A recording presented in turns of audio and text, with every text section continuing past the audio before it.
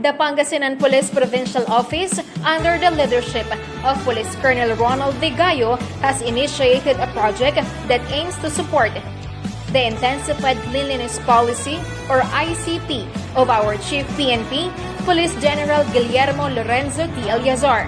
The project, P.N.P Walis, Pinagbigkis na Pulis, Maayos at Malinis, is an initiative project that aims to provide inspiration and motivation to all PNP members innovating a simple whisk broom, or locally known as Walis Tambo. Donated by Madam Rosalie Lali Hernandez Eliazar during her visit in the province of Pangasinan last June 30 of 2021, which serves as symbol and at the same time a reminder to all stations in the province on the intensified cleanliness policy.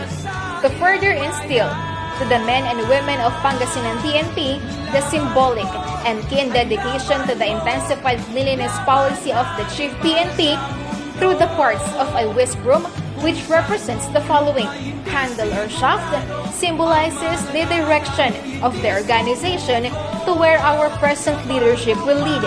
It also represents the discipline that may be imposed to all personnel that will not abide with all the policies and directives.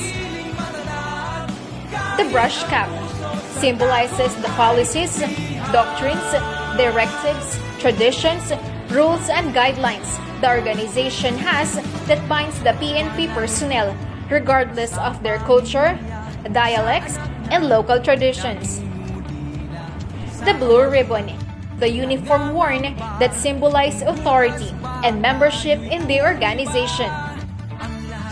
Provincial seal or unit seal.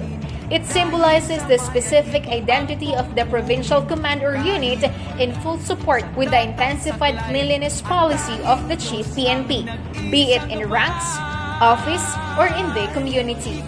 The whisk, it also symbolizes the unity of the community and the police.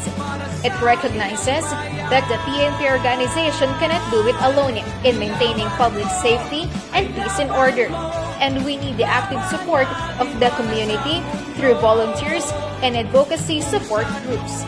This project's goal is to develop harmoniously community partnership and enhance community relations. It also encourages the stakeholders and the general public to support the projects and programs of the Philippine National Police and maintain the trust and confidence of each and every single Filipino that their local police is working as one like a whisk broom. Lastly, this whisk broom is a representation that members of the PNP bonded into one, guided by the principle, alone I can do little, together we can do much.